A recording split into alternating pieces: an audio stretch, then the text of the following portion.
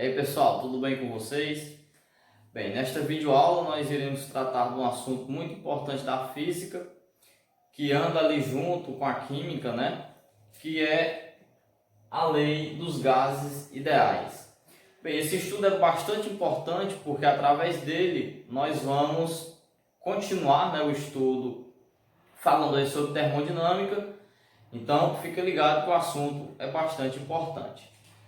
A gente falar de gases, né, gases ideais, a gente tem que lembrar desse gás que a gente tem ou conhece no nosso cotidiano, né? Pode ser lembrar aí do gás oxigênio, enfim, carbono. Então o nosso estudo está concentrado nisso, só que a gente não vai lembrar deles, né? A gente vai apenas falar dos gases de uma forma para melhor entender. Bem, os gases ideais, pessoal, muito importante saber que a gente pode trabalhar com dois tipos. O gás ideal, o próprio nome diz, ideal é algo idealizado, algo criado, né? Um modelo, na verdade. E o gás real. O gás real que eu acabei de comentar, né? O gás oxigênio, enfim, o gás que nós temos no nosso cotidiano. Mas por que criar esse modelo de gás ideal, né? O gás real, pessoal, ele é um gás composto, né, de moléculas, isso aí a gente sabe já. E essas moléculas, elas no movimento, elas tendem a se chocar. E isso não é interessante para quando a gente vai estudar os gases. Então o que ocorre? A gente cria o modelo de gás ideal, onde as moléculas elas não se tocam. Então isso é muito importante. No gás ideal, a principal característica é que as moléculas elas não se tocam, elas não conseguem encostar uma na outra. Isso é a principal característica para a gente falar do gás ideal, né?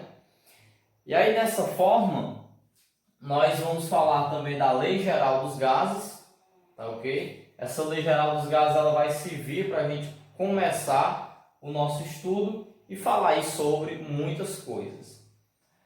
Bem, pessoal, o que é importante? A lei geral dos gases, a gente falando de um gás, ele tem uma dependência de três coisinhas.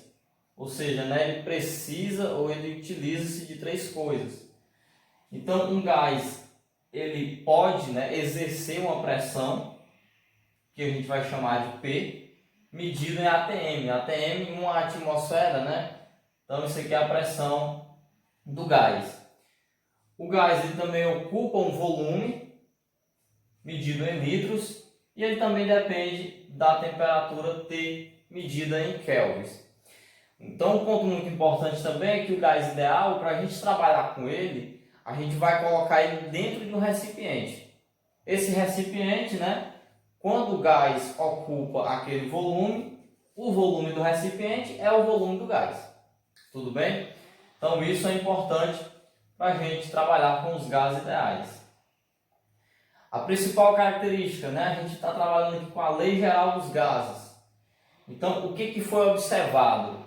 Quando a gente, na situação, né, pega a pressão P, multiplica pelo volume V e divide pela temperatura, esse valor ele sempre será um valor constante. A gente mais à frente vai trabalhar com essa ideia dessa constante, né? E essa constante ela vai aparecer para a gente em algum momento. Por enquanto, né, a gente não está trabalhando aí com números, mas eu vou mostrar a vocês mais à frente essa situação. Então, né, baseado nisso tudo, pressão vezes volume sobre temperatura, nós temos um valor constante. Muito importante lembrar que isso aqui é através de experimentos, né? A experimentação é que trouxe isso daqui para a gente.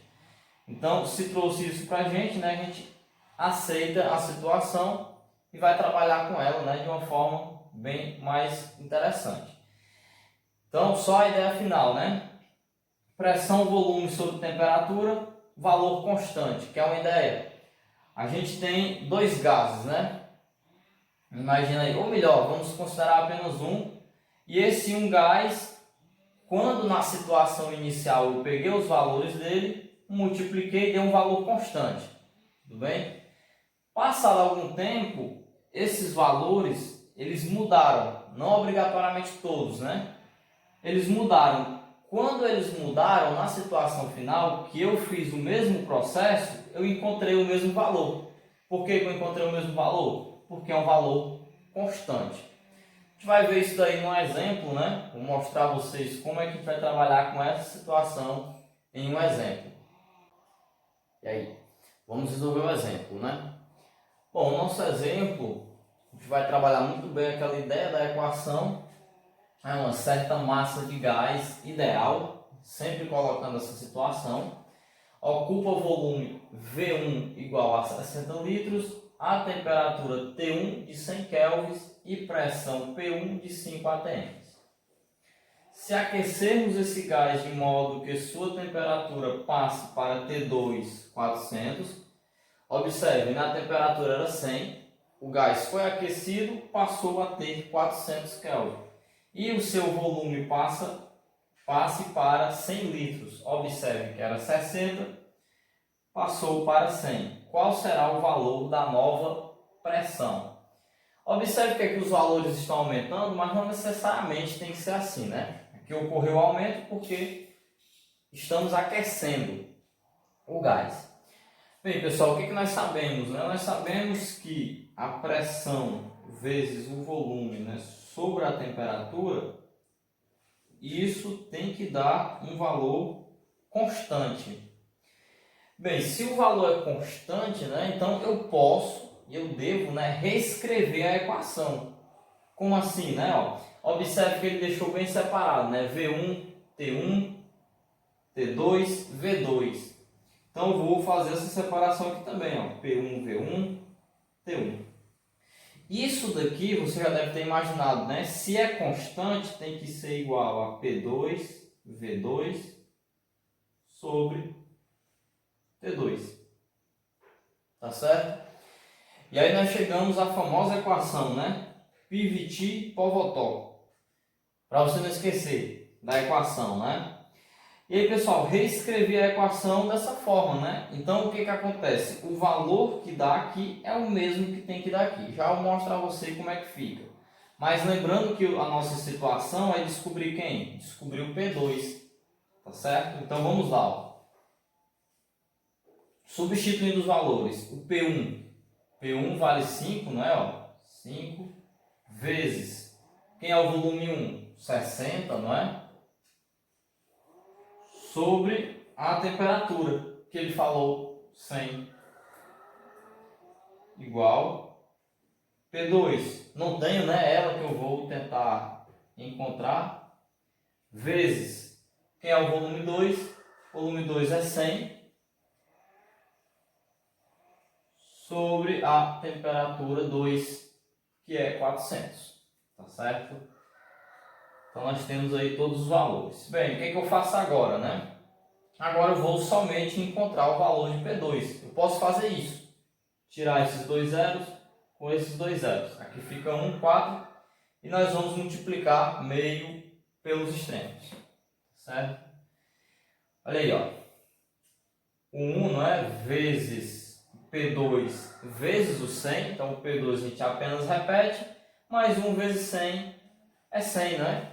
Então você pode já organizar 100 vezes, fazer mais para cá para dar 100 vezes o P2 igual, e aqui você vai multiplicar, né? Ó, 5 vezes o 60 é 300, 300 vezes o 4, isso daí dá 1.200, né?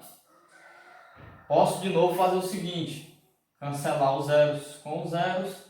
Esse 1 multiplicado por P2 é ele mesmo, né? O P2 vezes 12 é o que restou. Então a pressão é de 12 atm. Isso a nova pressão, né? Pronto, pessoal, utilizou a equação legal dessa forma, né? Mas aí você ainda está se perguntando por que eu escrevi desta forma, né? Porque, pessoal, o valor tem que ser constante. Aí vê o seguinte, pressão, vamos colocar os valores, né? Ó, pressão 1 vale 5, né? O volume 1 vale 60, temperatura 1 vale 100. Então, vê o seguinte. 5 vezes 60 dá 300. 300 dividido para 100 dá quanto aí? Dá 30, né? Dá 30. Ou seja, os valores que eu colocar aqui também tem que dar quanto? Também tem que dar 30. Vamos ver se realmente dá, né? Por isso que eu escrevi desse jeito, ó, porque tem que dar a mesma coisa. Eu escrevi a mesma equação, uma do lado da outra, né? A pressão 2, acabei de descobrir, né? É 12. O volume 2 é 100. Então, 12 vezes 100 fica 1.200. Dividido por 400, que é a temperatura. 1.200 dividido por 400 dá quanto? Isso mesmo, dá 30, né? Então, é só mesmo para provar que a conta é verdadeira. Então, está aqui a equação. E provar que isso daqui eu posso utilizar, né? Eu tenho que utilizar, na verdade. Então, esse foi o nosso exemplo. Bem, então vamos resolver aqui o nosso último exemplo da nossa aula, né? Vou tratar também da mesma situação, porém tem um pequeno detalhe que eu quero mostrar a vocês. Olha aí, uma determinada massa de oxigênio ocupa um volume de 12 litros, a uma pressão de 3 atm e na temperatura de 27 graus Celsius. Você vai me perguntar, ué, não tinha que ser em Kelvin? Tem que transformar? Bom, não necessariamente, porque na verdade isso não vai importar eu trabalhar com Kelvin ou graus Celsius, porque elas duas têm a mesma escala de temperatura, né? Tem a mesma escala. E quando eu falo a mesma escala, né, que mantém a mesma proporção. Então não importa se é graus Celsius ou Kelvin. Porém, uma dica, né? Eu acho mais interessante a gente trabalhar com o Kelvin, porque os valores vão ser bem melhores de se trabalhar. Que volume ocupará esta mesma massa de gás oxigênio na temperatura de 327 graus Celsius e pressão de 1 atm? Bem, na questão anterior nós descobrimos qual seria a nova pressão, né? Agora ele está pedindo um novo volume. Então, de novo, o que é que você tem que fazer, né? Você tem que lembrar aí que pressão... Aí vamos fazer essa divisão de novo, essa separação P1, V1, T1, não é? Isso aqui tudo é a situação inicial. Esse valor é constante, ou seja, é P2, V2, T2. Só mesmo para fazer a separação, né? Agora observe a seguinte situação. O que é a situação inicial, né? Onde ele estava lá na primeira parte. Uma determinada massa de gás oxigênio ocupa um volume de 12 litros. Esse aqui é o volume 1, a uma pressão de 3 atm, a pressão 1, na temperatura de 27 graus Celsius. Então vamos lá, né? Ó, pressão 1 vale 3. Vale 3. O volume 1 vale 12. E a temperatura 1 vale 27. Eu vou transformar em Kelvin, que é para ficar melhor, mas repito, não necessita fazer a transformação. Você lembra como é que transforma? Pega o 27 graus Celsius e soma com o valor de 273. Isso aqui é da equaçãozinha, né? Ó, 27 com 273 dá 300 Kelvin. Ok? Igual. Pressão 2 é 1 atm, né? 1 é 1. O volume é o que ele quer descobrir, então apenas repito. Volume. Sobre a temperatura 2, 327 graus Celsius. Se eu somei com a primeira, né, para transformar em Kelvin, eu vou fazer com a segunda. 327 somado de 273, isso dá 600, tá ok? Por que eu acho que é melhor fazer isso? Porque aqui você pode cortar os zeros. 0, 0 já era, só ficou 3 e 6. Então aqui nós temos, né, ó, 3 vezes o 12, que dá 36.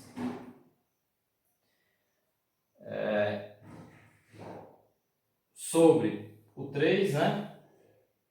Igual, o 1 nem precisa mais colocar, né? V2 sobre 6. Tá bom? No final, pessoal, o processo eu vou multiplicar meio pelos extremos, né? Aí no caso, se eu quisesse dividir aqui tudo por 3, né, para deixar mais legal, eu poderia, ó. Dividir aqui por 3, aqui fica 1. Dividiu aqui por 3, ficou 2. Olha aí. 1 vezes V2 é o próprio V2.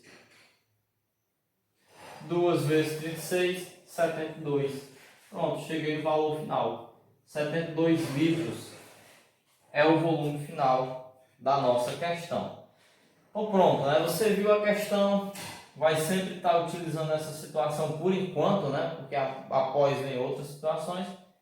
E o volume final aí é de 72 litros. Então esta foi a nossa videoaula, né? E bons estudos a todos.